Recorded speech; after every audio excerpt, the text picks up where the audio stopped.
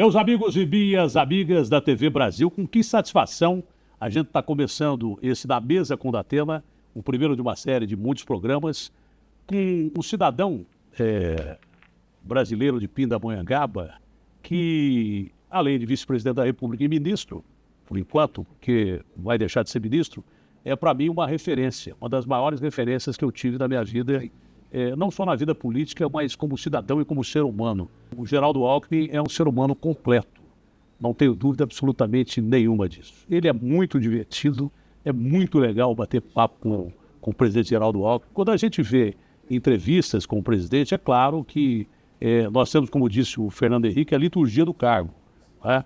Mas o papo com o Alckmin é muito mais gostoso do que você vê as entrevistas que, obviamente, são sérias pela liturgia do cargo. A gente vai tentar, entre a liturgia do cargo e o papo, fazer um programa descontraído e é um prazer enorme falar com o senhor. Em primeiro lugar, como é que vai, dona Lu, família, tudo bem?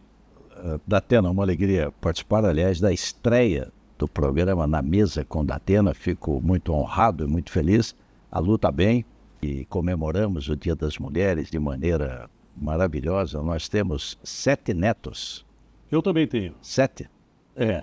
Empatamos? Empatamos. É isso aí, o mundo dos avoingos. Esse é o melhor clube. Ótimo. Bom, presidente, o mundo está revolto, o mundo está de ponta cabeça, mas o senhor está acostumado a lidar com essa situação, não está de fácil, a gente conversou, já era isso, já era uma coisa complicada, a gente está diante de líderes que mudam a geopolítica do planeta todo dia, líderes que têm uma tendência belicista e coisas que tais. Nós vamos entrar nesse assunto daqui a pouco, mas o assunto mais importante por enquanto é que o senhor deixa o ministério no próximo mês. Deixando o ministério no próximo mês, significa que o senhor necessariamente vai ser candidato a algum cargo em São Paulo? Olha, Datena, vice-presidente não precisa deixar. Então, vice-presidência é vice-presidência. Agora, ministério, para qualquer cargo que você for disputar, você tem que se afastar. Então, no dia 2 de abril, cumprindo rigorosamente a lei, nós vamos nos afastar. Então, não é ser candidato a vice-presidente, nível nacional ou em São Paulo. Qualquer cargo que você dispute, você tem que se afastar de cargo executivo. Então, devo deixar o ministério no dia 2 de abril. A rigor seria dia 4, mas dia 3 é sexta-feira santa. Então, a ideia é 2 de abril.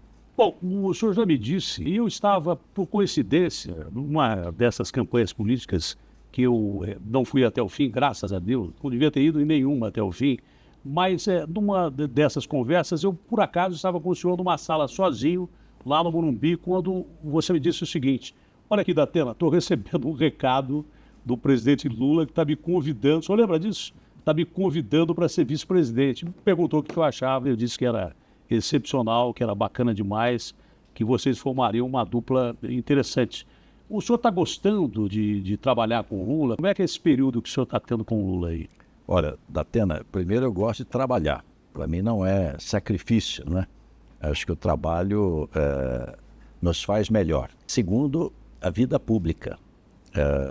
Porque você trabalha não para uma pessoa, não para uma empresa ficar mais rica, mas você trabalha para o coletivo. Eu fui prefeito da minha cidade natal, bastante jovem, e é fascinante porque é mais perto da população, mais próxima da população. O meu mandato até foi prorrogado, era de 4 anos, virou 6 anos, porque era para coincidir todas as eleições. Depois fizeram outro de 6 para descoincidir. Fui governador 4 vezes em São Paulo, estado que tem tamanho de país, maior que a Argentina. Fui candidato a presidente da República 2 vezes, e o Brasil é um país fascinante, porque tem muitos Brasis aqui dentro. Então eu estou muito feliz, sendo vice-presidente do presidente Lula. O presidente Lula dá total liberdade, nunca me disse, olha, não pode fazer isso, tem que fazer aquilo. Então é muito agradável, uma pessoa de trato muito fácil, e ao mesmo tempo percorrer esse país, no caso do Ministério da Indústria, ajudar a recuperar a indústria brasileira. Para ter uma ideia da importância da indústria, Datena, 1 quilo de carne de porco, 1 quilo, custa quanto? Custa 25, 28 reais, 1 quilo. uma válvula órtica desse tamaninho, feita só com o pericárdio do porco, custa R$70 mil. Isso é indústria e tecnologia. Você pega 1 quilo que custa 28 e um pedacinho vira o preço do automóvel, R$70 mil. Então é fascinante o trabalho, importante. E eu, essa semana tive agora no Espírito Santo, no Ceará. O Brasil é o 5º maior do mundo em extensão territorial. Rússia, Canadá, Estados Unidos, China e Brasil. Só que os outros têm muito gelo. A Rússia, Sibéria, o Canadá, Polo Norte, o Brasil não. Na realidade, nós somos o maior do mundo. Enquanto a América espanhola se dividiu em N países, desde o Uruguai até o México, o Brasil se manteve, a América portuguesa se manteve unida num país continental. Então é fascinante. O Brasil tem a agricultura mais competitiva do mundo, indústria diversificada. A Embraer é um case de sucesso, 3ª indústria aeronáutica do mundo, crescendo numa velocidade impressionante. Agora vai abrir uma planta de montagem na Índia, então expandindo para o mundo inteiro. Setor de serviços de ponta, subsolo riquíssimo, petróleo, gás, nióbio, lítio, ouro, manganês. Água doce, o aquífero Guarani. Água, aquífero Guarani, Amazônia, 5 biomas. Então é uma oportunidade de trabalhar pelo país, de ajudar o nosso país. Estou muito feliz.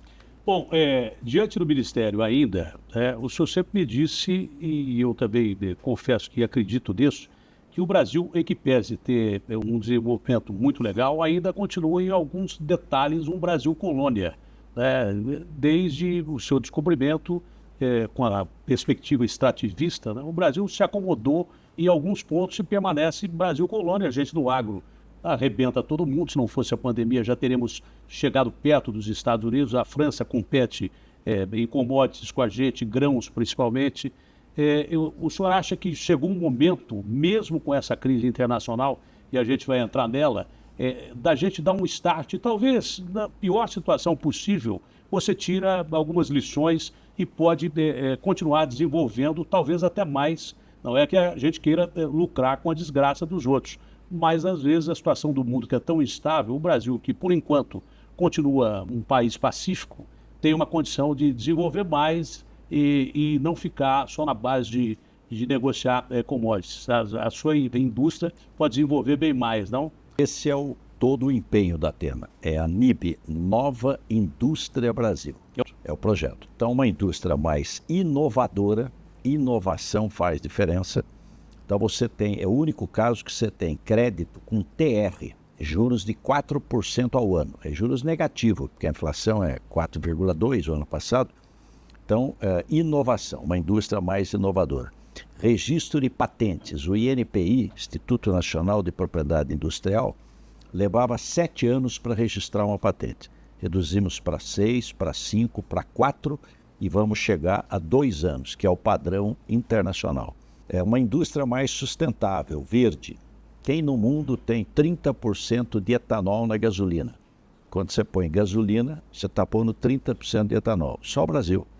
Quem tem diesel com 15% de bio, óleo vegetal, gordura animal, só o Brasil. E 85% da frota é flex. Você pode pôr gasolina ou etanol. E crescendo o carro híbrido, que você tem motor elétrico, você tem bateria elétrica e tem motor a combustão. Uma indústria mais inovadora, mais sustentável, mais competitiva. O problema de competir chama-se Ásia, porque China e Índia, em especial, eles têm juros baixíssimos e a carga tributária na China é 22%, na Índia é 20%, no Brasil é 33%. Então, como é que você compete? Tem uma grande... Nós e o mundo, é só o Brasil. Não é protecionismo? Não. O que acontece? Eles têm custo mais baixo, porque tem 1,4 bilhão de pessoas, cada um deles. Então você tem escala, quando você tem escala o preço cai, imposto baixo, carga tributária baixa, bem mais baixa que a nossa, juros mais baixos, custo de capital, então vendem para o mundo. Para ter uma ideia, no aço, a China vende metade do aço do mundo, a outra metade é o mundo inteiro. A China sozinha 50% da produção de aço do mundo. Nós precisamos melhorar a competitividade da indústria. o parque industrial envelhecido. A média de máquinas no Brasil é 15 anos. Então fizemos um programa que chama depreciação acelerada, para substituir máquinas, ter mais competitividade, produtividade e, finalmente, uma indústria exportadora. E aí vem a boa notícia. Acabamos de divulgar o mês de fevereiro. Nós batemos recorde de exportação, recorde. Com fevereiro do ano passado, cresceu 15,6%. Ganho na balança comercial. Exatamente. E emprego e renda aqui dentro. Mas você tem razão, a nossa exportação é muito commodity. Petróleo bruto, soja, minério de ferro, café, carne, açúcar, e precisamos colocar produto industrial, exportar avião, carro, motor, máquina. Então essa é a nova indústria brasileira. Essa guerra pode prejudicar esse acordo da União Europeia com o Mercosul? Não, Datena, porque ele já foi aprovado e houve um questionamento por parte de alguns países da União Europeia, dizendo, olha, esse acordo é muito longo, esse tratado, nós temos dúvidas jurídicas, queremos que o Tribunal da União Europeia analise. Enquanto estiver analisando, não entra em vigência. Deve demorar de 1 a 2 anos. Só que a Ursula von der Leyen já declarou que a hora que os 4 países do Mercosul, Brasil, Argentina, Uruguai e Paraguai, internalizarem o acordo, aprovarem na Câmara e no Senado, e sancionado pelo presidente, a vigência será em 60 dias. Então, como já aprovou na Câmara, já aprovou no Senado, e vai ser assinada pelo presidente Lula, nós entendemos que em maio entra em vigência o acordo Mercosul-União Europeia. O maior acordo entre blocos do mundo. São 720 milhões de pessoas e 22 trilhões de dólares de mercado, que ganha a sociedade. Comprar produto melhor, mais barato, estimular a concorrência, trazer investimento para o Brasil. A União Europeia é um grande investidor no Brasil, aumentar as nossas vendas. Então, uma grande notícia, comércio exterior, emprego e renda na veia. Bom, é claro que o governo brasileiro está fazendo uma série de projeções. Se essa guerra continuar durante muito tempo, nós já temos aí aumento de cereais na França, aumento de gás da Europa toda e daí por diante. Eles estão sofrendo diretamente na carne com essa invasão israelense americana ao Irã. É uma guerra que parece não terminar tão cedo. O Brasil, é claro, está fazendo projeção. Dessas projeções, o que é que representa para a economia do Brasil uma guerra como essa? É claro que ninguém quer falar das vantagens que o Brasil pode ter com a desgraça dos outros e com a morte dos outros. Mas essa guerra atrapalha até que ponto o Brasil, atrapalha mais os europeus, atrapalha mais o resto do mundo que o Brasil, e o que o Brasil pode fazer durante esse período em que o conflito continuar, porque não é um conflito só, já é quase que um conflito generalizado. Se você somar a invasão da Rússia à Ucrânia, se somar o Afeganistão já entrando em discussão séria e declarando guerra ao Paquistão, ao lado da Paquistão e Índia, que não se bicam, era uma potência só. Né? A Índia hoje é o país mais populoso do mundo, seria mais ainda, porque foi dividido, Índia e Paquistão, depois da ocupação inglesa. Mas é mais um conflito regional. E outros conflitos em território africano e coisas que tais, menores, a gente está quase diante de uma guerra mundial, bem perto. Um conflito globalizado. Como é que o Brasil sobrevive a isso? Com criatividade? Olha, Datena, todos saem prejudicados nesse conflito que, como você colocou bem, não é um conflito, são vários conflitos simultâneos. Todos saem prejudicados. O Brasil menos prejudicado, porque os nossos grandes compradores, grandes parceiros comerciais são China, está fora, União Europeia, Argentina, Estados Unidos. Então nós não dependemos tanto desse comércio. Agora, já encareceu o petróleo. Então, claro que afeta a gasolina e diesel. Isso é o mundo inteiro. Barril de petróleo, geopolítica. Então, à medida que você tem ali grandes produtores de petróleo, que é o estreito... A gente é autossuficiente em petróleo, mas dá para segurar preço mesmo tendo condição de produzir petróleo para o consumo interno? Difícil, porque são preços estabelecidos em geopolítica. De outro lado, embora a gente seja exportador de petróleo bruto, a gente importa derivados. A tendência é que os combustíveis aumentem se continuar. Já aumentou a mais de $80 o barril de petróleo. Segundo é fertilizante, porque o NPK, nitrogênio, fósforo e potássio, a gente importa muito, nós não somos autossuficientes. Presidente, caso Vorcaro, até que ponto a República pode balançar com esse caso, porque parece respingar em vários setores e algumas instituições, são todas importantes, mas algumas muito importantes da nação. Como é que o senhor analisa e como é que o presidente Lula está tratando esse caso? Olha, apuração rigorosa. Quer dizer, você não tem um desfalque, você não tem uma fraude do ponto de vista bancário que começou ontem. Isso aí vem já de lá de trás. E agora está ficando claro que tinham pessoas de dentro do Banco Central, que é o órgão responsável pela fiscalização e pelo acompanhamento do sistema financeiro, que tinham envolvimentos. Então, já ficou claríssimo isso.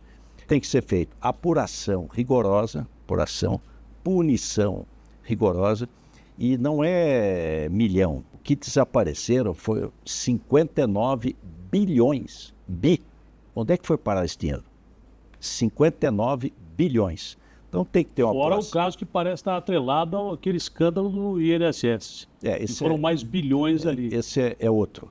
Mas neste caso, que tem que ter investigação rigorosa, que está sendo feita, punição rigorosa e melhorar os instrumentos de controle. Não é possível, todo esse tempo ninguém percebeu, a não ser na hora que quebrou.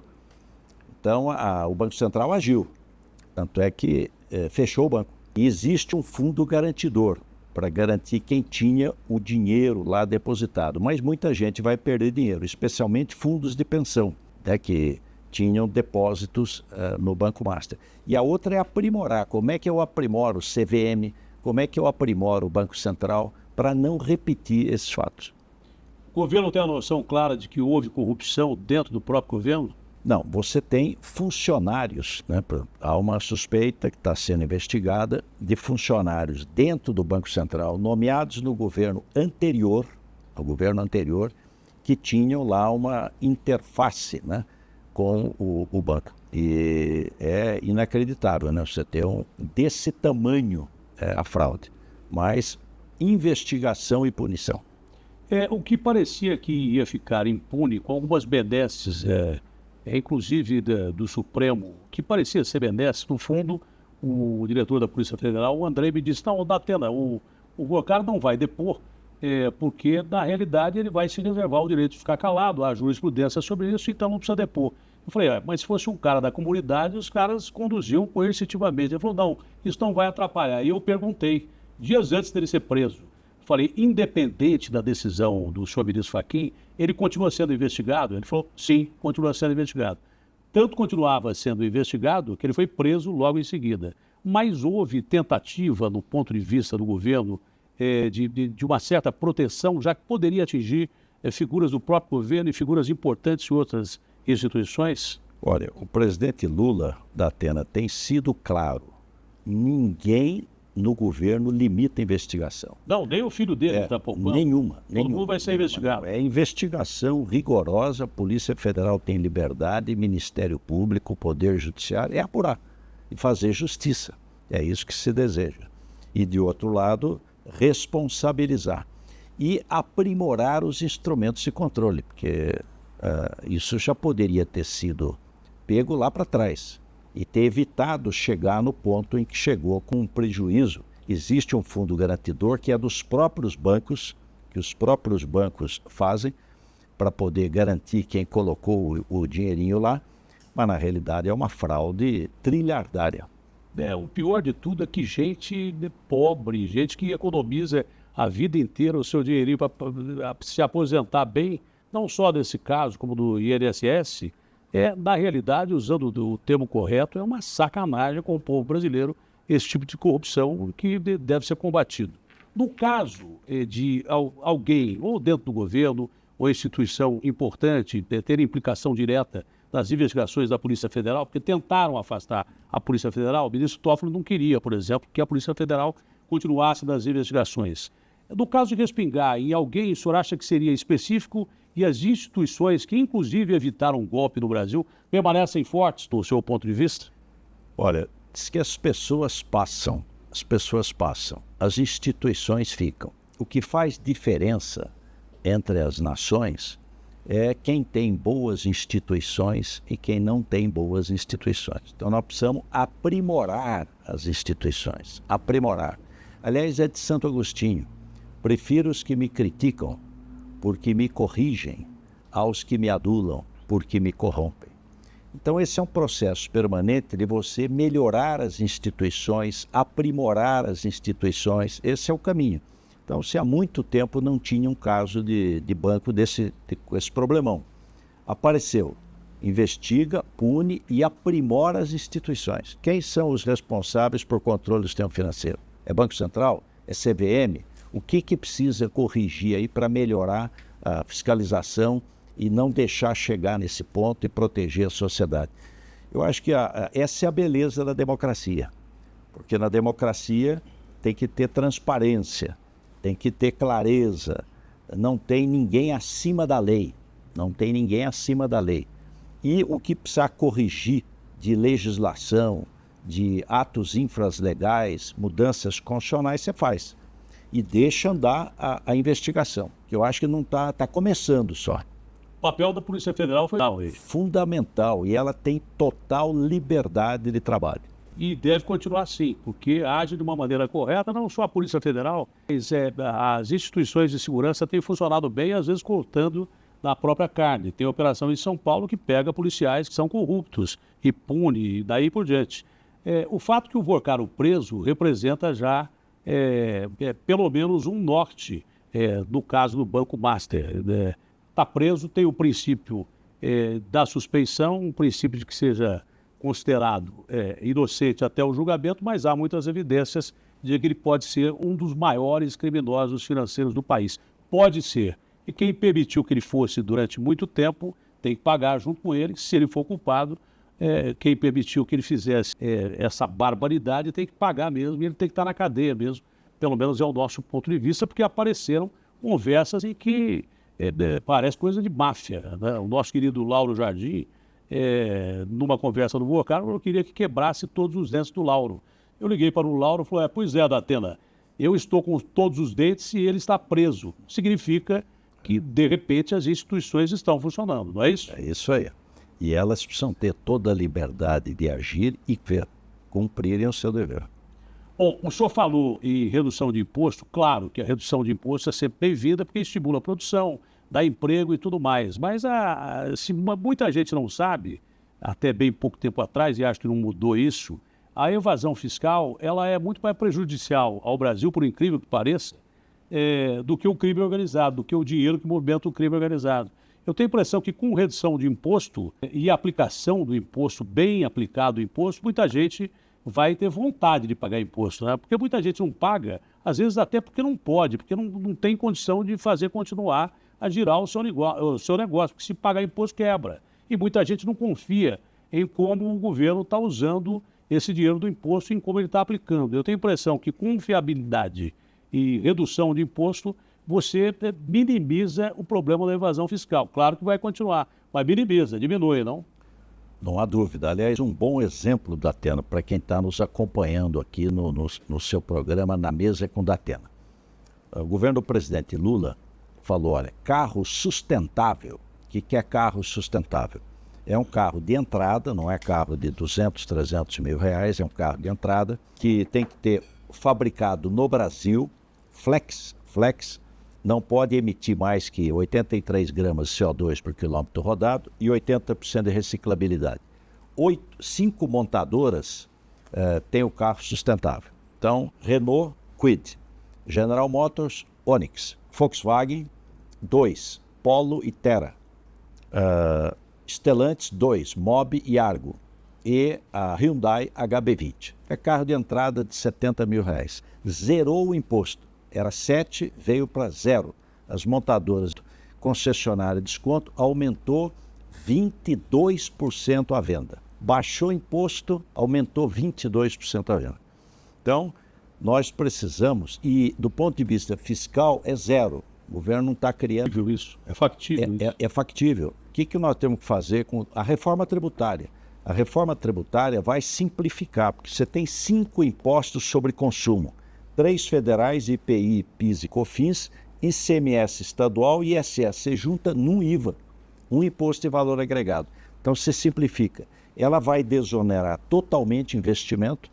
Os estudos do IPEA mostram que pode aumentar investimento no Brasil em 15 anos 14% e aumentar exportação, porque desonera exportação. Então, o Brasil era o país dos impostos. Quer dizer, é um inferno tributário impressionante. O IVA devia ter sido feito há 30 anos atrás, mas é melhor fazer já atrasado do que não fazer. Então, a reforma tributária traz eficiência econômica e deve diminuir a informalidade e a sonegação. Por quê? Porque como é imposto de valor agregado, eu, quando compro um produto, eu vou querer a nota para eu poder abater no crédito. Então, deve diminuir a sonegação. A outra, nós temos que combater contrabando. Você pega o celular. Entrava celular contrabandeado, pequenininho, vendido nas plataformas. Se eu vender numa loja, eu vou lá e lacro a loja. A polícia vai lá e lacra. Se eu vendo na plataforma, eu não posso tirar a plataforma do ar. Claro. Então, vendia um celular contrabandeado na plataforma. Nós conseguimos, com a Anatel, ela fazer um código. Foi feito um código dizendo, opa, você vendeu o celular, tem que ter aqui o código comprovando a legalidade dele.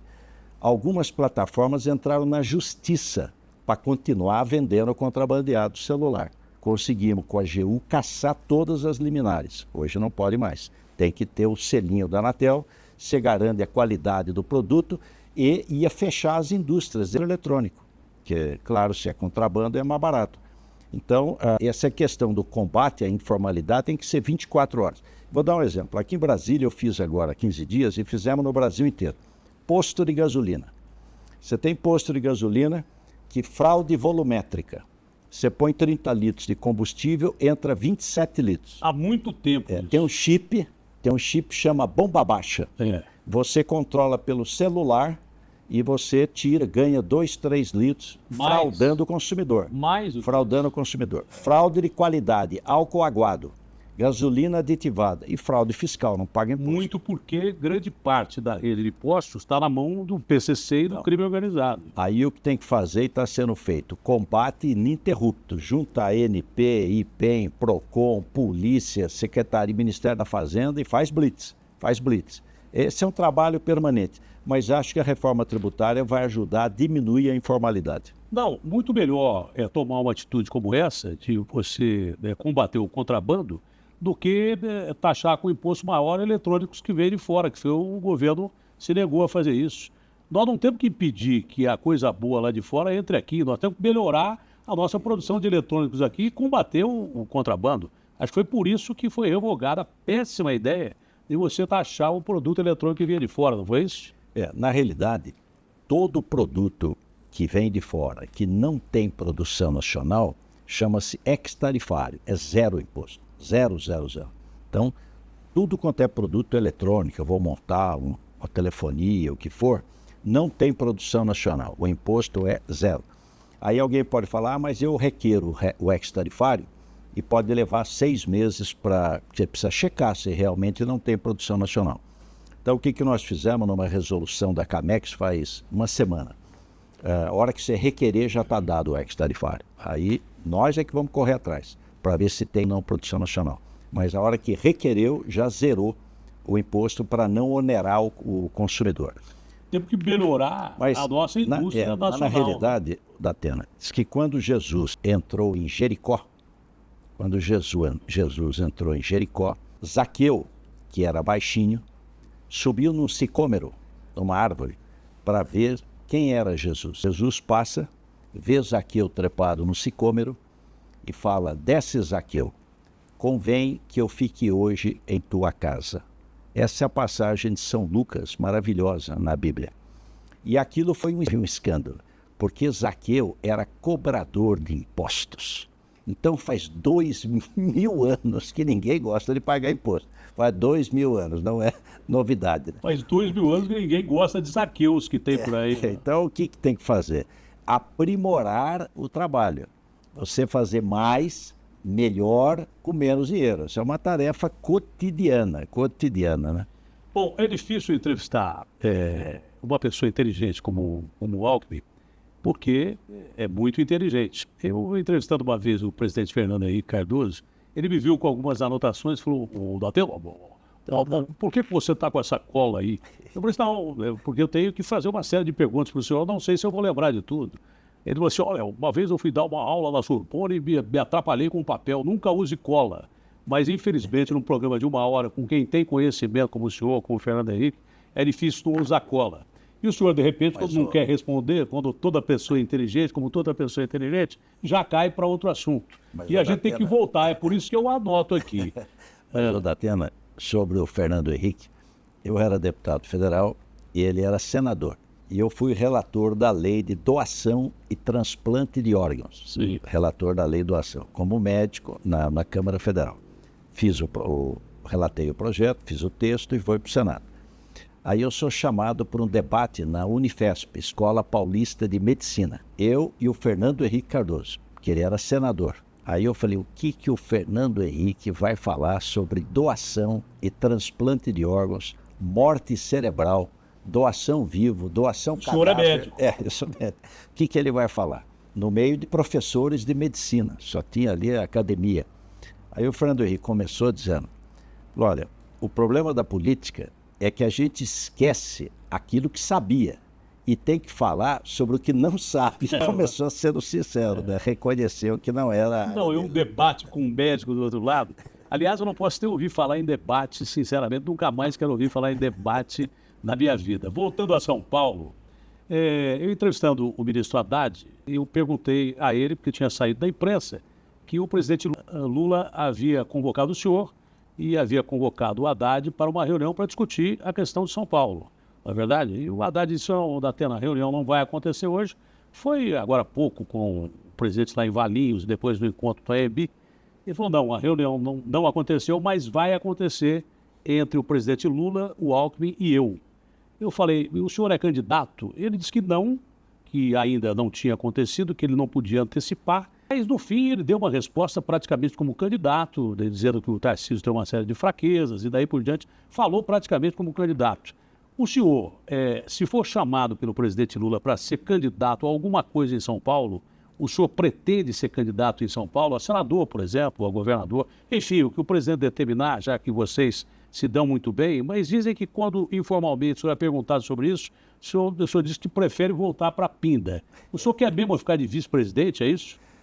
Datena, essas coisas se resolvem mais à frente, né? Sim, mas o senhor pode dar uma dica. Tem dois ansiosos na vida, jornalistas e políticos, né? E o que tem que ir? Vai definindo por etapa. Então, tem que se definir os candidatos a governador. São Paulo é um estado importante, é o estado mais populoso. Já houve essa reunião? Não, ainda não. Ela deverá ocorrer, mas ainda não. O Haddad seria o cara mais indicado para o Haddad, governo? Por que ele é um grande nome? Ele foi prefeito de São Paulo, a capital. Ele disputou a última eleição e foi para o segundo turno. Ele é o ministro da Fazenda. Ele tem experiência, espírito público. Eu digo que o Haddad é o melhor candidato para tudo. Não é só para governador. Mas essa é também uma definição de foro íntimo. Ninguém vai impor alguém a ser candidato. É preciso a pessoa ser convencida de que esse é o melhor caminho. E é engraçado, o Mário Covas, quando passou a reeleição,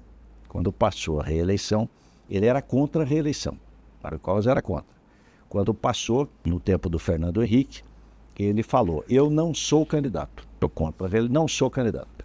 Um dia, eu do lado, numa entrevista, a jornalista perguntou, ele falou, eu não sou candidato. Eu falei, o senhor fala que não é, mas na hora H o senhor sai. Falou, você está me chamando de mentiroso? Aquele jeitão espanhol dele. Aí a menina ficou assim, então. Eu ouvi aquilo, eu que ficava quietinho lá no primeiro andar, liguei para a secretária dele, dona Ana, falei, dona Ana, pede para o governador Mário Covas, a hora que puder, me chamar. Passou umas 2 horas para o senhor subir.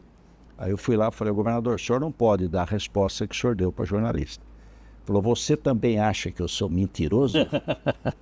Falei, não, eu não acho. Só que na vida privada, particular, eu sou médico. Posso abrir um consultório, montar um laboratório e dar aula. Se eu tiver um recurso, montar uma padaria. Agora, na vida pública, você não faz o que quer. Você faz o que o dever determina, o que o momento exige. Então eu falei, governador, o senhor para o senhor pessoalmente não vai acrescentar nada, o senhor já foi governador. Só que o Estado precisa, não é vontade pessoal.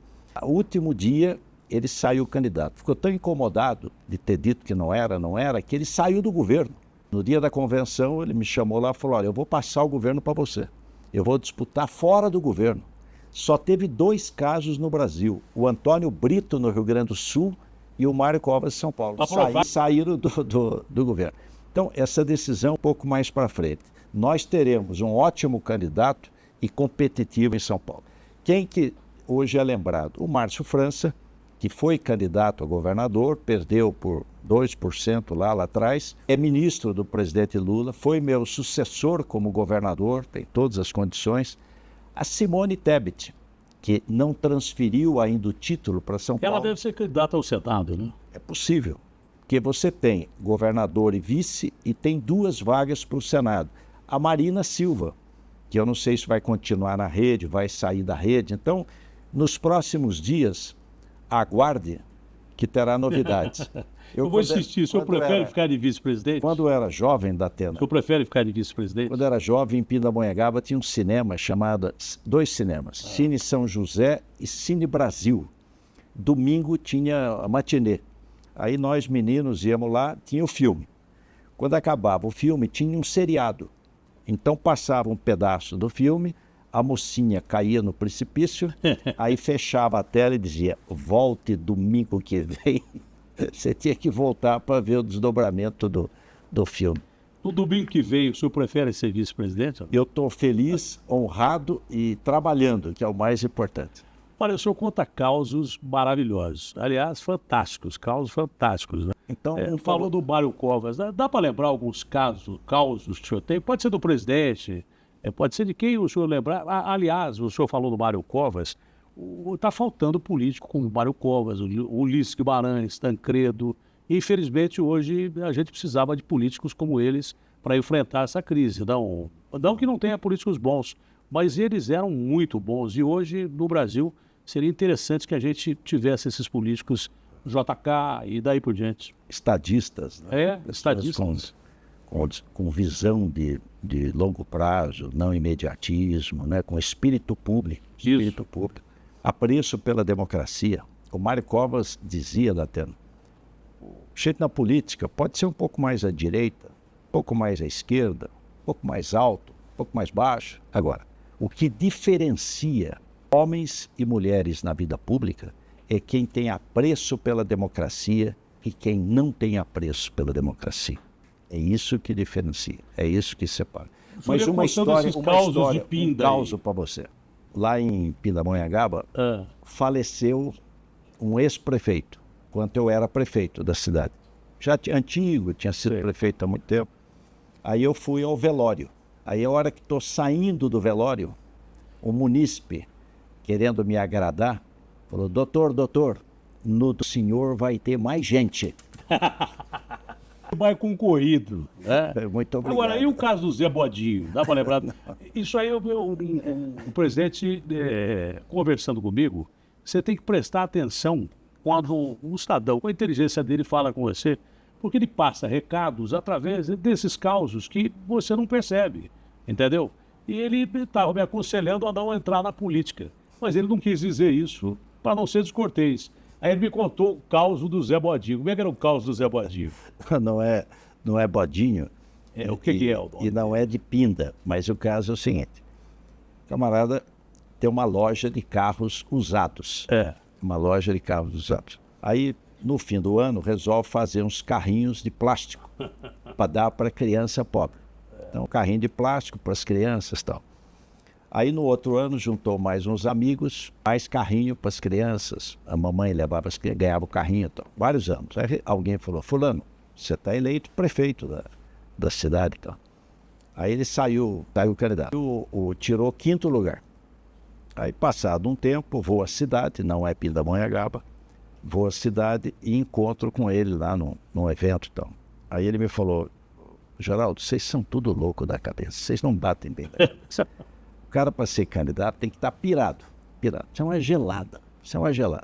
Eu era o São Fulano, carrinho das crianças, das mamães, era badalado.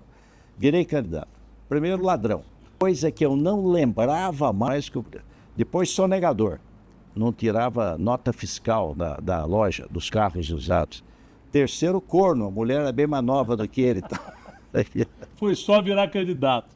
Foi só virar candidato. Então, eu devia ter ouvido esse conselho, não vire candidato. Aliás, eu ouvi esse conselho do Lula também. Mas de outro lado, não tem nada mais apaixonante do que você ter essa convivência com o povo. Eu fui prefeito... O presidente me permita discordar do senhor, eu não vejo dessa perspectiva, não, mas... Olha, eu fui prefeito em 1977, quase 50 anos.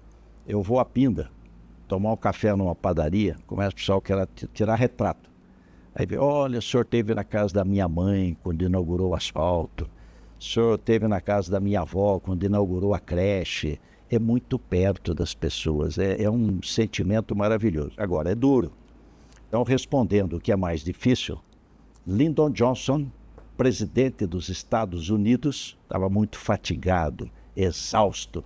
Ele dizia, poderia ser pior. Então, o mais exigido. E teve a dura tarefa de substituir o John Kennedy depois do assassinato em Dallas.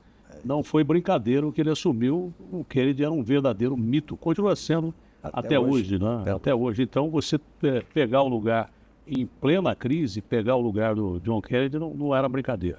Mas, presidente, falando em eleições, a gente está num cenário político revolto. Continua o que eu acho terrível em qualquer país, essa tal polarização, onde não se aceita o princípio do contrário. A direita está crescendo em relação às pesquisas, pelo menos, né? Agora, o presidente Lula é um craque em disputar a eleição. E ele sabe mais do que nunca que você não pode abrir a guarda. A eleição você ganha no dia da eleição, você não ganha antes da eleição. Parece que ele deu uma chacoalhada no governo todo, porque você não pode dormir em berço esplêndido. Isso é bom para hino, mas para eleição não. Todo mundo tem que trabalhar, e principalmente nesse período que nós temos agora. Quem é o presidente em exercício leva muita desvantagem, porque o cenário é terrivelmente ruim e principalmente agora com essa guerra a tendência é piorar. O senhor faz uma projeção de que tamanho das eleições que nós teremos no Brasil? Serão eleições revoltas, serão eleições em que se prevê agressividade, serão eleições em que a direita pode levar vantagem porque o Trump quer ser presidente do mundo e está atacando todo mundo, com declarações, inclusive, que depois do Irã, agora vai ser Cuba. Depois da Venezuela foi o Irã e agora vai ser Cuba. Ele está virando um verdadeiro imperador, o presidente Trump. Depois nós vamos conversar sobre isso mais tarde, porque para conhecer o Trump, você precisa conhecer o secretariado dele, que o senhor conhece bem e negociou durante o tarifaço. Mas como é que o senhor considera a posição do presidente Lula em relação às eleições, ao candidato que parece o candidato mais provável da direita, e a coisa está se centralizando, que é o Flávio? Como é que o senhor analisa essas eleições e como o presidente Lula está tratando essas eleições em nível interno? Olha, Datena, no mundo inteiro, não é só aqui, você tem eleições polarizadas. Então, no mundo inteiro, você vai vendo as últimas eleições, são eleições... Eu acho que o presidente Lula vai bem, porque eleição é comparação. Você faz uma comparação. Então, se você for verificar meio ambiente, você tinha um desmatamento brutal. O Brasil reduziu o desmatamento 50%, cediou a COP 30%. Hoje é um grande protagonista na questão do combate às mudanças climáticas. Então, eu diria que avançou. Você pegar educação, creche, pé de meia, você tinha 500 mil de jovens que abandonavam o ensino médio para ganhar um dinheirinho para levar para casa. Então, você evitou essa evasão escolar, o aluno poder terminar o ensino médio. Ensino técnico, ele sair com uma profissão. Então, você avançou na questão educacional, né? Escola de tempo integral, creche para a mamãe ter tranquilidade, que seu filho está bem cuidado, seu filho pequeno. Ensino técnico avançou. Saúde avançou. Acabei de chegar agora de entrega lá de aceleradores lineares para tratamento de câncer. No Brasil inteiro, você tinha um estado que não tinha um acelerador linear para radioterapia. Avançou. Vacina. O Brasil, com a campanha antivacinal feita, nós retrocedemos. Você pega a Covid, nós temos 3% da população do mundo. Tivemos 10,5% das mortes por Covid no mundo. 3 vezes mais. Então, você avançou, mais especialistas, mais médicos, apoio às santas casas, às filantrópicas, tratamento do câncer, infraestrutura, concessões, ferrovia, rodovia, abertura comercial. O país estava isolado. Hoje você tem uma integração na economia mundial como nunca vista. Então, acho que as coisas avançaram. Agora, não tem eleição fácil, mas acredito, sim, que as coisas tendem a melhorar. Existe uma coisa, Datena, chama taxa de desconforto. O que é taxa de desconforto? É a soma da taxa de desemprego com inflação. Se somos os dois, quanto mais alta, pior. É a taxa de desconforto. Inflação alta e desemprego alto. No Brasil, quando o desemprego estava baixinho, a inflação estava lá em cima. Quando a inflação estava baixinha, o desemprego estava lá em cima. Hoje, os dois estão baixos. O desemprego é o menor da série histórica e a inflação é 4,2%. É a menor também. Então, você tem um ganho de renda da população, salário mínimo com ganho real. Vamos lembrar que 60% de aposentados e pensionistas no Brasil vivem com um salário. Essa é uma diferença importante. Fazer ajuste, todo mundo tem que fazer, é saber matemática. Não pode ter déficit, não pode, você tem que fazer. A diferença é que alguns fazem ajuste em cima do pobre, do cara que ganha um salário, do aposentado, do desempregado. E o correto é fazer ajuste em cima do privilégio, de quem ganha milhões, de quem tem fortunas. Isso é que é a diferença. Quer dizer, olha, não devemos brigar mais por questão fiscal. Isso é obrigação, é o fazer déficit. Agora, a forma de fazê-lo é preciso ter justiça social. E digo mais, eu fiquei em Harvard em 2007, quando perdi a eleição presidencial, recebi um convite, fiquei meio ano na Universidade de Harvard. E as universidades americanas fazem muita prospecção. Como é que é o mundo da 2010, 2020, 2030? É o mundo mais rico, tem muita liquidez, mundo mais rico, mas mais desigual. A desigualdade cresce. Quem tem capital, o cara que tem milhão, ele vira milionário, bilionário. O bilionário, trilionário. E quem é pobre? Cresce muito pouco, melhora muito pouco. Esse é um fato. Nós estamos num mundo onde há um desequilíbrio entre o capital e o trabalho humano, porque a agricultura mecaniza. Você não precisa mais de tanta gente. Não vai ter nem tratorista. Vai ser autônomo o trator. Indústria, automação e robô.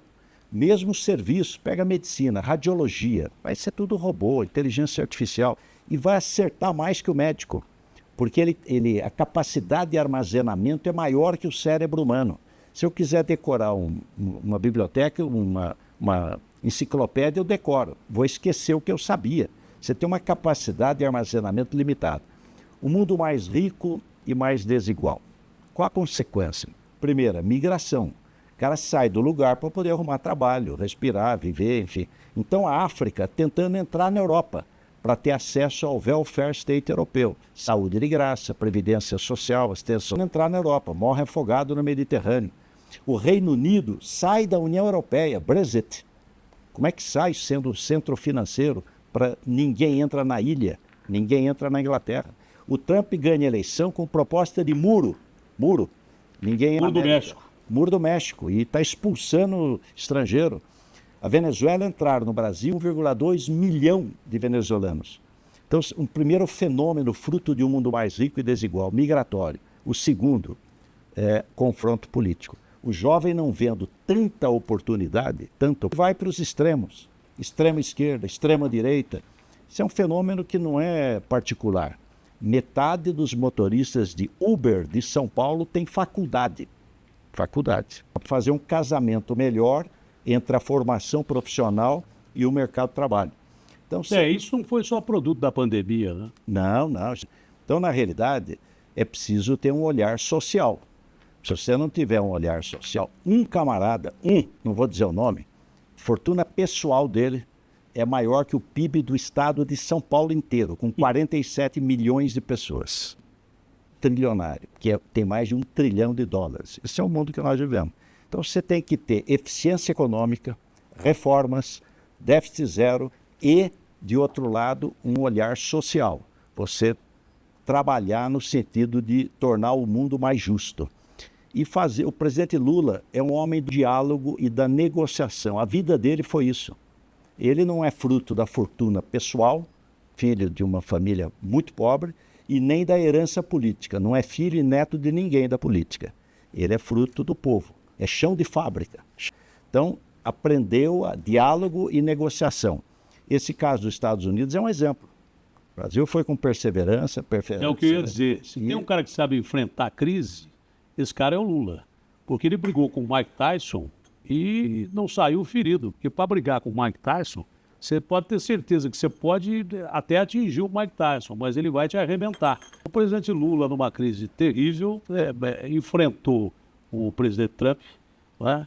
E todo mundo sabe quem é o Trump, e não saiu tão machucado quanto deveria. Pelo contrário, aliás, o senhor também teve um papel fundamental nessas negociações do tarifaço, mas o presidente Lula ganhou mais projeção ainda em nível mundial quando enfrentou muito melhor o Trump do que os europeus, que até hoje sofrem nas mãos do Trump. Todo dia crítica, agora ele criticando a Espanha como um mau parceiro, criticando a União Europeia.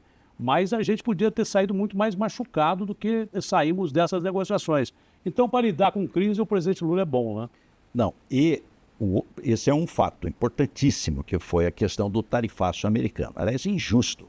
Porque como é que vai nos cobrar 50% de imposto? A balança já era negativa para a gente. Exatamente. Para eu entrar nos Estados Unidos, se o produto americano, quando entra aqui, de cada 10, 8 não paga imposto. De cada 10. E a média de tarifa de importação para produto americano é 2,7. 2,7. A outra, o que você falou, os Estados Unidos têm déficit na balança comercial com o mundo todo. Dos países do G20, só tem 3 que eles têm superávit. Austrália, Reino Unido e Brasil. Eles têm superávit conosco de balança de bens, produtos e serviços. Nós não somos problema.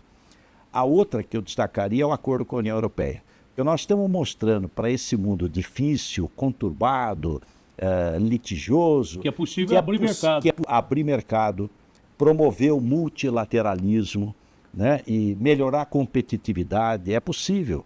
Então, extrapola Mercosul, União Europeia. É um exemplo para o mundo. Olha, é possível a gente abrir mercado, o povo ganhar, comprar produto mais barato, de melhor qualidade, construir multilateralismo, um bloco aqui da América do Sul. Agora vai entrar um 5º país, que é a Bolívia. Então, além de Brasil, Argentina, Uruguai e Paraguai, entra a Bolívia. E a União Europeia, 27 países. Então, mostra que tem um caminho aí que pode ser trilhado. Para a gente entender esse mundo cada vez mais globalizado e terrivelmente globalizado pelo lado negativo, a gente começa com o Putin. Vamos dizer que eu sou comunista ou que eu sou direita. Começamos com o Putin invadindo de forma definitiva, apesar de decisão da ONU contra a Ucrânia. Foi uma invasão. Ali começou-se uma guerra que não termina nunca. Diziam que ele ia conquistar Kiev em 8 horas, já passamos de 4 anos. Logo depois aparece no cenário o presidente Trump. O presidente Trump, ele, da Venezuela, disse que ia prender o Maduro, que ia caçar os terroristas e matá-los. Foi a frase que ele usou. Bom, ele entrou na Venezuela contra todas as decisões possíveis e imagináveis de lógica, e ele não prendeu, ele sequestrou o Maduro, independente de ser ditador, o chefe de cartel, sei lá o quê. Ele entrou num país soberano, sequestrou o presidente da República e a mulher dele e levou embora. Agora ele ameaça os iranianos dizendo o seguinte: olha, eles tentaram um acordo, agora é tarde demais, eu vou matá-los. De novo ele usa essa frase. Para entender quem é o presidente Trump, né, o Putin a gente já conhecia, mas para entender o presidente Trump, eu tenho a impressão que o senhor pode traçar até um recado. É claro que tem que manter a liturgia do cargo, tem que tomar cuidado com o que fala, mas o senhor conversou demais com o secretariado do Trump, que, é claro, o secretariado é a imagem dele, presidente Trump. São todos milionários e que visam o capital. Isso ajuda a explicar um pouco esse egocentrismo do presidente Trump, que está sentado em cima do maior arsenal militar do mundo e junto com a China, uma das maiores economias do mundo, a maior, a China se aproximando. O secretariado dele, com quem o senhor tratou e com muita habilidade, ajuda a conhecer um pouco o presidente dos Estados Unidos? Olha, Datena, começando pela Rússia e Ucrânia, a posição do Brasil foi correta, dizendo, olha, nada justifica você invadir um outro país. Então, não há justificativa para a invasão da Rússia sobre a Ucrânia. Pode ter seus argumentos, vai dialogar através dos canais diplomáticos, mas não invadir um país. A outra em relação à Venezuela. O Brasil nunca reconheceu o resultado da eleição venezuelana. Nunca reconheceu. O Brasil nunca reconheceu o resultado. Agora, também não é razoável alguém entrar num país, sequestrar o presidente e levar embora. Então, é preciso, nós estamos vivendo tempos... Mesma posição em relação a Irã e Israel atacando o Irã. Tempos difíceis. Nós precisamos trabalhar para fortalecer o diálogo, fortalecer instituições como a ONU, fortalecer instituições, Organização Mundial do Comércio, você ter regras de convivência em sociedade. Isso tudo nasceu depois da Segunda Guerra Mundial, para evitar guerra. Em relação ao governo americano, eu tive contato com o secretário de Comércio dos Estados Unidos, Howard Lutnick, demos várias conversas por telefone, por videoconferência, e resolvemos alguns problemas quando eu falei, olha, o Brasil a tarifa é baixa. Nossa tarifa média é 2,7%. Como é que nós vamos pagar 50%? Que reciprocidade é essa? Não, mas vocês têm barreiras não tarifárias. Falei, qual? No caso do etanol, o ICMBio, para a gente ter o certificado do Renova Bio. O certificado. Em uma semana resolvido. Tivemos com o embaixador Lutnick, do USTR. Então, sobre várias questões. O fato é que, devagarinho, quando teve a primeira ordem executiva do tarifaço, nós pagávamos 37% da exportação brasileira, 50%. Foi reduzindo, 35%, 34%, 32%, até chegar em 22%. Então, foi tirando café, celulose, suco de laranja, carne, muito alimento, né? Muito alimento. Então, foi reduzindo, foi melhorando a nossa situação. Porque nós exportamos 40 bilhões de dólares, em média, para os Estados Unidos. 40 bilhões de dólares. Se 37% estava onerado, era um valor grande. Agora, com essa decisão da Suprema Corte americana, o máximo é 15%. Nós e o mundo. Então, nós não perdemos competitividade. Aliás, foi meio que surpreendente, porque tudo é favorável ao Trump, até na Suprema Corte. Né? Nós são 9 ministros, 6 republicanos e 3 democratas. Questão de matemática. Mas o fato é que deu exatamente 6-3, dizendo, olha, não pode fazer da forma como foi feito. Senão eles se isolam do mundo. Então ficou 10% a última ordem executiva, mas o Trump disse que na rede social que vai ser 15%, que seja 15%, mas é 15% para o mundo inteiro. Então nós não perdemos competitividade. O que nos preocupa é a seção 301, que vai ser analisado um pouco mais à frente. Então é importante o encontro do presidente Lula com o presidente Trump. E vai acontecer esse encontro que já foi prorrogado algumas vezes e agora por causa da guerra? Ele não foi marcado, havia uma expectativa de que fosse agora em março, pode ser ou pode ficar um pouquinho. E o que vai ser decidido aí, presidente? Então, esse encontro você discute minerais estratégicos. O Brasil tem a segunda reserva do mundo, terras raras, segunda reserva do mundo. Data center. O problema da inteligência artificial no mundo é falta de energia. Nós temos energia abundante. No Nordeste sobra energia, dá até problema. No Sul nós vendemos para o Paraguai. Então, nós temos energia abundante e renovável, solar e eólica, e hidroelétrica. Então, abundante e renovável. Então, o programa chama Redata, para atrair investimentos em data center. E você ter no Brasil armazenamento de dados, tecnologia digital. Então, esse é um programa para ser discutido também. Você tem vários temas aí que podem ser discutidos. E o Brasil vai ser flexível nesse encontro com o presidente Trump? O Lula falou o seguinte, não há tema proibido. Não há tema proibido. Nós estamos abertos ao diálogo e à negociação. E a seção 232, ela é excepcional. Que é? Seção 232 é o seguinte, 50% de tarifa, aço, cobre e alumínio. Mas é para o mundo inteiro. Nós não perdemos competitividade, é igual para o mundo inteiro. 25% automóvel e autopeças, mas é para o mundo inteiro. Agora, é uma alíquota elevada. Você só perde competitividade para quem estiver dentro dos Estados Unidos. Aí você perde, que é o que eles querem. Mas, e outra coisa boa, a aeronáutica zerou, está vindo a zero. Então a Embraer deve ter, a indústria aeronáutica e de... Crescer ainda mais. Vai crescer forte. E é uma indústria de ponta, né? Super importante. Eu anotei um assunto importante aqui, que o senhor tocou no assunto, mas é importante falar. E o Brasil ainda é um país, acho que é o 5º em número de feminicídios no mundo. Nós aumentamos a pena do feminicídio, para 40 anos, mas continua a progressão de pena. Pena com a PEC da segurança contemplou que bandidos, canalhas, crápulas que cometem crimes sexuais contra mulheres e adolescentes, esses caras não vão ter direito à progressão de pena. Eu sou um pouco mais radical, e não é questão de ser progressista ou não. Eu acho que quem comete feminicídio, quem mata mulher, não devia ter progressão de pena, devia cumprir a pena na integralidade. Mas dizem que isso vai na contramão da história, vai mesmo, mas é um ponto de vista muito particular. Até que ponto a PEC da segurança ajuda mais as mulheres e que outros programas nós precisamos, um que é mais importante do que muita coisa de conscientização para rompermos essa cultura do machismo que nós temos no Brasil. Normalmente quem bate viu o pai bater, viu a mãe apanhar e coisas mais ou menos parecidas com isso. Pela experiência que eu tenho, às vezes eu colocava uma questão para que as nossas amigas participassem do programa. Datena, eu vi a minha mãe apanhar 40 anos. E ela morreu apanhando do meu pai e continuou com meu pai até o fim. Nesse momento, outro depoimento, meu marido chegou bêbado em casa, ele bate em mim há 12 anos, mas eu não quero ficar longe dele, que eu posso perder a segurança. Quer dizer, é cultura machista que tem que ser quebrada. Como é que se quebra isso? Através de campanha e com leis pesadas, como a PEC da segurança, melhorou a questão da mulher? Educação, né? Educação e punição. A impunidade estimula o delito. A hora que puser na cadeia e o cara cumprir 20 anos de pena, aí vai pensar duas vezes. Eu diria que a educação, né? Criar uma cultura de respeito às mulheres, que elas devem ocupar os espaços. Isso está acontecendo, Datena. Vou dar um exemplo da medicina. Você pegar médicos com mais de 65 anos de idade, tem 17% de mulheres. Médicos acima de 65 anos de idade. Médicos com menos de 30 anos de idade, 52% de mulheres. Elas são maioria hoje.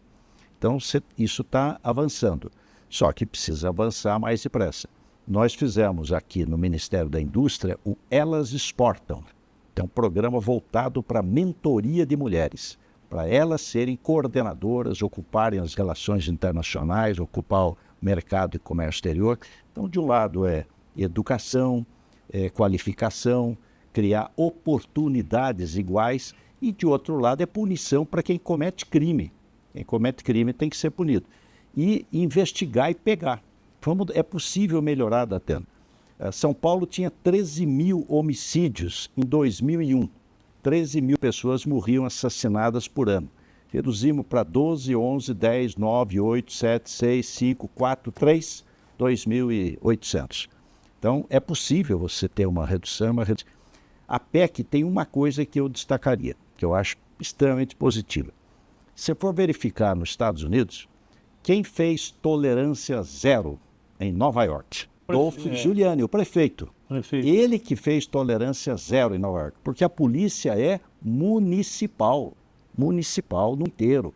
Polícia é ação no território, Então, no mundo ninguém inteiro, conhece melhor mais do que quem está lá. Quando foi sequestrado o Washington Oliveto, a gente só na camisa, correndo atrás. Quem que descobriu? A Polícia Municipal de Serra Negra. Falou, olha, tem aqui uns caras esquisitos aqui numa chácara. Os sequestradores, Norambuena, chilenos, argentinos e brasileiros, sequestraram o Washington Oliveto, deixaram ele num cativeiro em São Paulo, numa favela, e foram para Serra Negra. Somos turistas. Iam receber da família 10 milhões. Quando o guarda municipal percebeu que tinha uma coisa ali esquisita, avisou a polícia, fechou e pegou todo mundo, prendeu todo mundo, foi libertado o Washington Oliveto. Essa PEC, ela dá mais espaço para ação local. Não vai trocar as polícias, mas vai trazer mais um. Isso aqui na educação. Quando eu fui prefeito, a prefeitura só tinha creche, não tinha escola de primeiro grau e segundo grau. Hoje é tudo municipalizado. Saúde, não tinha UPA, era tudo Estado, Centro de Saúde do Estado. Hoje é tudo municipal. Eu acho que essa mudança da PEC, dando mais poder à Polícia Municipal, vai fazer diferença, que você está muito mais próximo da população local. O governo, quando fala em centralizar o combate ao crime, não despreza, obviamente, que a participação das polícias locais, porque agora a PEC da segurança dá maior favorecimento a quem conhece mais do que nunca o os bandidos ali do local, o local em o que está sendo cometido. Agora, de outro lado, Atena, tem que pegar a cúpula. Não adianta pegar Não, só o bagrinho. Houve endurecimento para barões do crime. Isso. Você pegar combustível. Não, a história do André do Rap, o mundo inteiro não acreditou. Quando o Fábio Caipira prendeu o André do Rap, nós soltamos o André do Rap, que hoje ainda é um dos maiores traficantes do mundo. E nós soltamos por uma ordem ministerial. O ministro Marco Aurélio, ele não soltou porque ele quis. Ele soltou porque a lei permitia. Então a lei tem que ser corrigida para que não haja essas brechas, na verdade.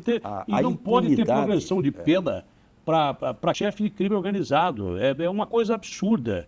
Teve um grande líder do crime organizado em São Paulo, acho que o nome dele é Piauí, que ele foi libertado antes do tempo porque ele fez curso técnico dentro da prisão em Catanduvas, lá no interior do Paraná, RDD, Regime de Segurança Máxima, e ele tinha várias transgressões dentro da prisão. Ele foi solto, colocado à rua, e o curso que ele fez foi para gerir pessoas. Ele saiu antes e começou a gerir pessoas do crime organizado. Então tem que ser duro com penas. Isso a PEC garantiu.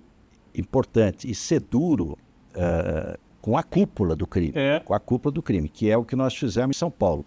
Penitenciário de segurança máxima e regime disciplinar diferenciado. É cela individual, impossível o cara sair de lá. O Fernandinho Beiramar não tinha nada a ver com São Paulo.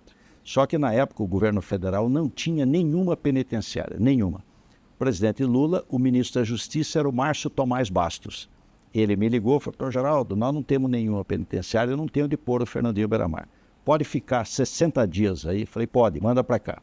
Mandamos lá para o presidente Bernardes. Nós já tínhamos 3.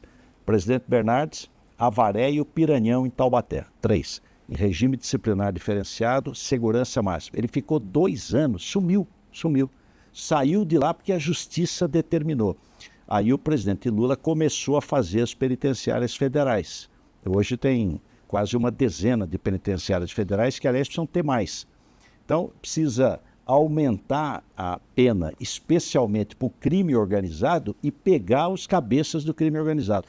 Combustível. Chegaram a montar distribuidora e refino de petróleo. Chupando o petróleo da Petrobras. Inacreditável. E onde é que mora esse pessoal? Em Miami, trilhardários. Aliás, barão do crime não mora mais em comunidade, é só em condomínio fechado e tudo mais. Agora está chegando lá. Navios foram presos, na refinaria foi fechada, que você pegou, chegou no centro do crime.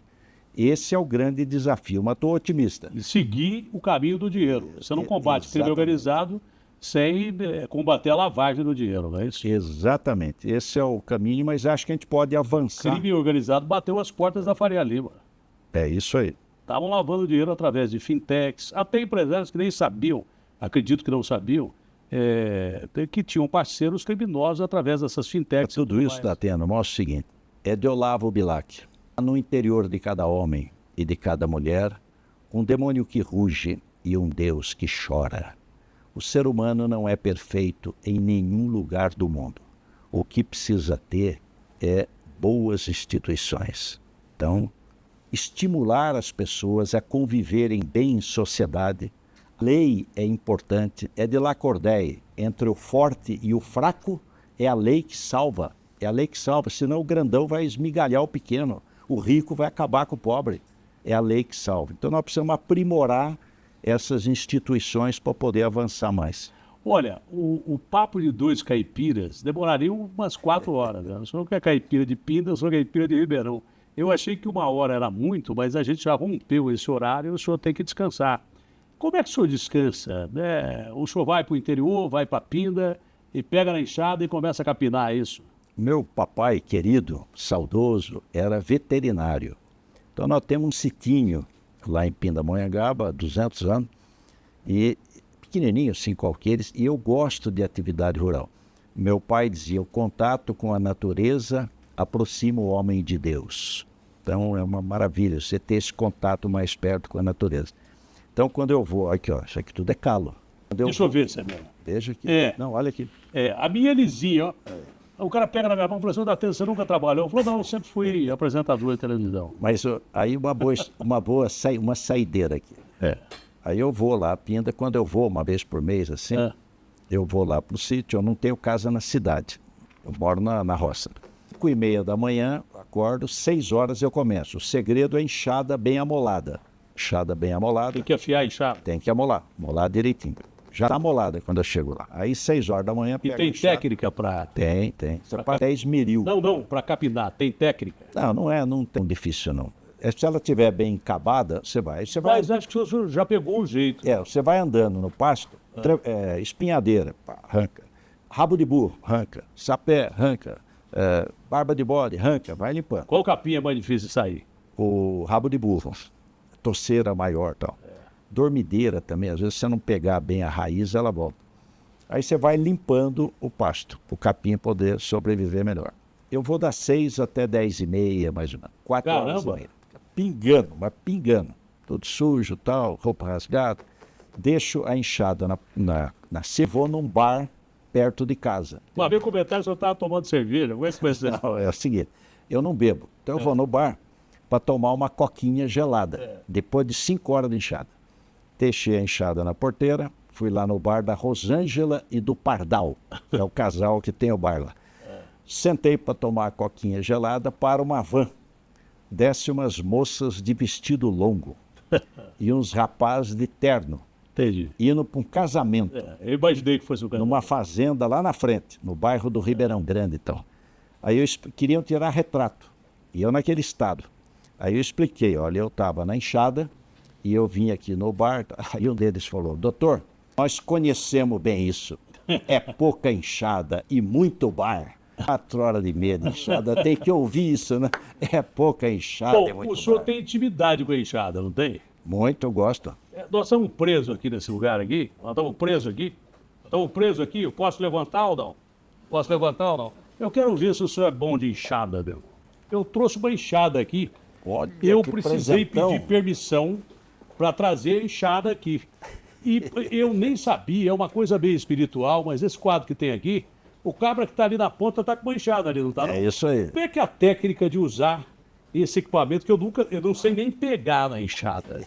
Pode tirar a câmera tira uma das câmeras do tripé. Como é que é a técnica de usar a enxada? Olha, essa tá afiada ou não? Primeiro, essa tá ruim. ela tem que estar bem amolada. Essa tá boa? Não tá. Tem que passar aqui, a lima. Bom, vamos De um admitir lado, que ela tivesse boa. Aí você, claro, pega aqui, e não é para ficar assim. Você fica um pouco mais alto e vai limpando. Se ela estiver bem amolada, é uma tacada só, você tira a praga e vai limpando para o capim poder crescer sem a praga. Aquela praga tira, ela fica de adubo, matéria orgânica, você vai limpando e vai caminhando. Então evita de usar agrotóxico, dá emprego, então você vai limpando. Claro, e não dá dor nas costas? Não, você tem isso aí. E é uma atividade física boa para ganhar. Não, eu faço 4, 5 horas de enxada, você fica pingando, não tem academia melhor, né? Olha, isso agora, cobra mostrar enxada. Esse quadro é a primeira indústria brasileira. Isso aqui é a primeira indústria brasileira, que é a cana-de-açúcar. Cana-de-açúcar. Onde é isso, hein? Interior de São Paulo ou Nordeste? Não, São Vicente, província de São Vicente. Olha o mar aqui. Província de São Vicente. O autor, o pintor é do Rio de Janeiro, 1942, mas ele retratou a história. Começou lá atrás com a cana-de-açúcar, veio vindo, já tem um carrinho, tem um trem, tem um trator, ele fez uma evolução. O meu secretário executivo do Ministério é promotor de justiça, procurador do Ministério, Dr. Márcio Elias Rosa. Olhou o quadro, cabeça de promotor, né? Falou, tá cheio de ilícito nesse quadro. Trabalho infantil, trabalhador sem capacete, já viu um monte de ilícito aqui. Moral da história, quase que ele leva o quadro. Presidente, muito obrigado. Ô, Datena. Prazerão grande. Obrigado. Recomendações à dona Lu. Obrigado. E o senhor provou que não só é bom de conversa, de causa, mas é uma das grandes referências do nosso país e acima de generoso. Tudo. E acima de tudo é bom de enxada. Obrigado, eu acho que o papo foi legal. O senhor gostou? Muito, muito. Se o senhor gostou mais ainda, eu estou plenamente satisfeito com a estreia do programa. Não poderia ter escolhido ninguém melhor. Mas abraço grande. Vou dar até uma saideira aí. Pode ir, essa é boa. O Papa João Paulo I estava nas últimas. Ele foi Papa 60 dias e morreu. Então é que o João Paulo Pode pegar aí, Chapa. O João Paulo II foi em homenagem a ele. E ele estava morre, não morre, então a imprensa já fez o obituário. Deixou prontinho, preparadinho e tal. Está no rádio, na rádio. Está lá o camarada ao vivo no programa, chega um telex de Roma. O Papa morreu. Ele imediatamente no ar, atenção, atenção, urgente, urgente. Acaba de falecer o Papa João Paulo I. E aí leu o obituário. Nasceu em tal lugar, ordenou padre, bispo, cardeal, foi Papa. 20 minutos depois chega outro telex. O Papa está muito mal, mas não morreu. Atenção, atenção, urgente. Infelizmente, o Papa não morreu.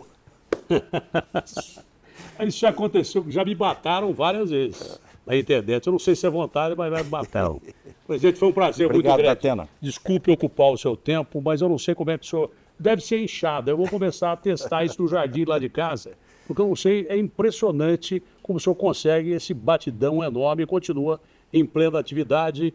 E a última pergunta, o senhor vai ser candidato? Não, pode esquecer. Muito obrigado a vocês de todo o Brasil.